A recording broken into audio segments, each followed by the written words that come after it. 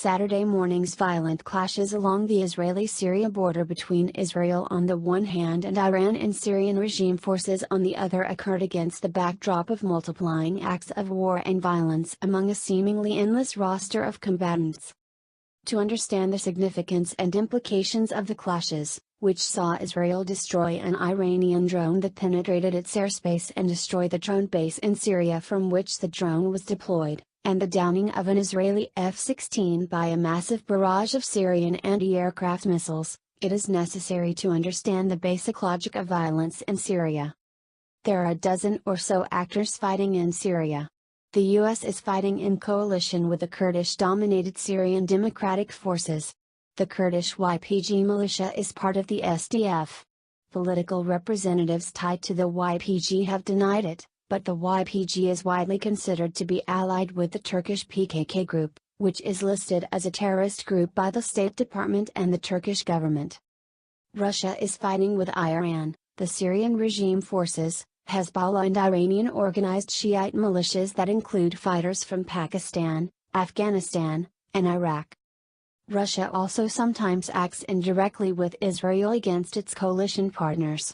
On the basis of understandings that Israeli Prime Minister Benjamin Netanyahu has reached with Russian President Vladimir Putin, Russian forces in Syria do not interfere with Israeli airstrikes against Iranian, Hezbollah and Syrian regime targets which directly threaten Israel's strategic interests.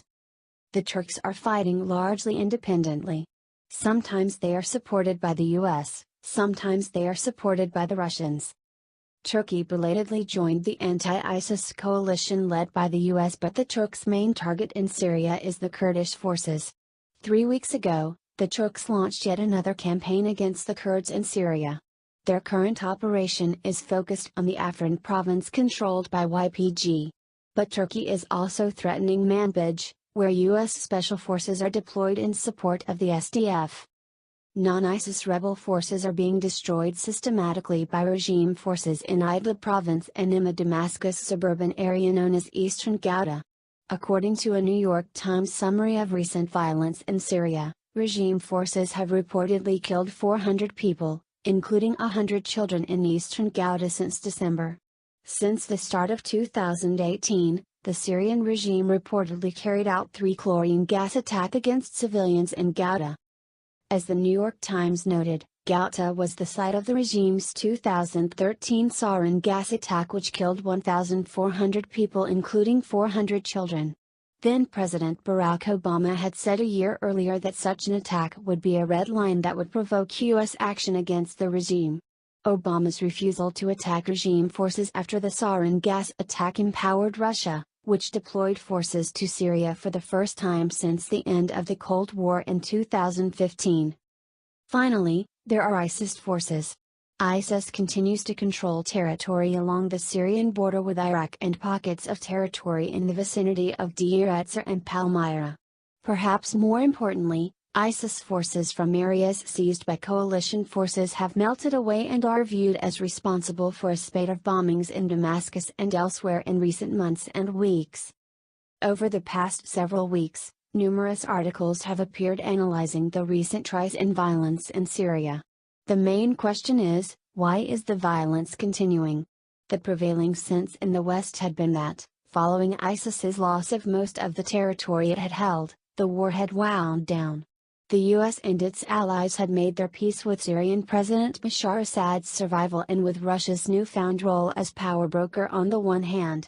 And, on the other hand, the Russians and their Iranian, Syrian, and Hezbollah allies had made their peace with Kurdish control over large swathes of former Syrian territory and their alliance with the US. Israel, the US, and Turkey were seen as actors with specific issues which could be remedied with intermittent tactical strikes that wouldn't challenge the overall post-Civil War order. This assessment was false because there is nothing tactical or limited about any of the parties' interests and concerns relating to Syria. Consider the Turks and the US. The Turks oppose Syrian Kurdish control over territory along the border with Turkey because they view it as a strategic threat to Turkey. Turkey's Afrin offensive, which Ankara envisions as the first stage of a broader offensive which will include Manbij, also has implications that far exceed the borders of Syria or the wider Middle East. Russia is supporting the Turkish anti-Kurdish offensive for reasons that have nothing to do with Syria and everything to do with Russia's strategic rivalry for great power status with the US. By supporting Turkey's anti-Kurdish offensive, Russia is placing NATO member Turkey in direct confrontation with the US. If the US stands with the Kurds and Turkey fails to back down, then the likelihood that American and Turkish forces will fight one another in battle grows to near certainty. If this happens, Turkish membership in NATO will effectively end. On the other hand, if the US doesn't stand with the Syrian Kurds, the US will lose its residual credibility as an ally in the region. The stakes in Syria are critical in light of the US's failure to defend its Iraqi Kurdish allies last October, when the US-trained Iraqi military wrested control over the oil-rich Kirkuk province from the Kurdish regional government in Erbil. For the US then, Syria is a moment of truth. It can stand with its allies on the ground and so assure its long-term ability to work with allies in the Middle East and beyond. Or it can betray its allies on the ground and preserve the idea of its strategic alliance with Turkey, even though, on the ground, that alliance no longer exists. This then brings us to Israel, and Saturday morning's violent clashes with Iran. Although Bashar Assad still holds the title President of Syria, to all intents and purposes, he is an Iranian puppet. His forces take their orders from Iran and Hezbollah. He has no independent power to make decisions about anything in Syria. Israel has eyed this development with great and growing concern over the years. Iran's assertion of control over Syria has massive implications for Israel's national security.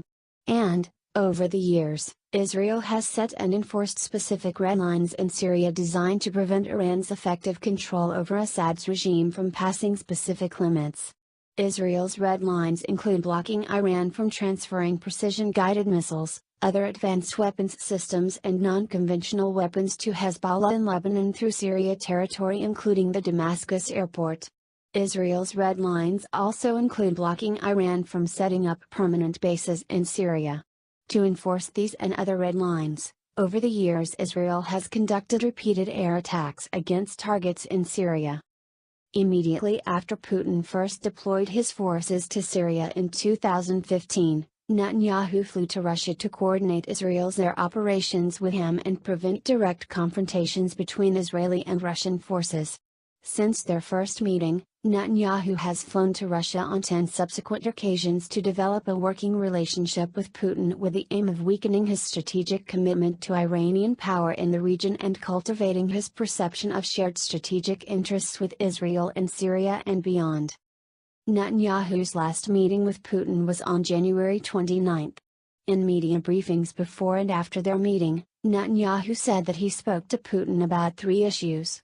First, due to Israel's success in blocking Iran from transferring precision-guided missiles to Hezbollah in Lebanon through Syria, Iran is now building missile factories for Hezbollah inside of Lebanon.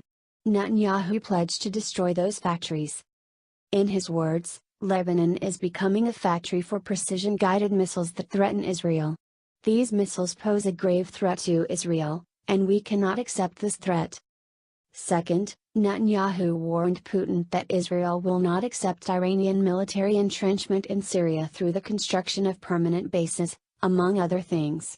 Netanyahu explained, "The question is, does Iran entrench itself in Syria, or will this process be stopped? If it doesn't stop by itself, we will stop it." Third, Netanyahu spoke to Putin about improving Obama's nuclear deal with the Iranian regime. Russia is both a resource and a threat to Israel. It is a resource because Russia is capable of constraining Iran and Hezbollah.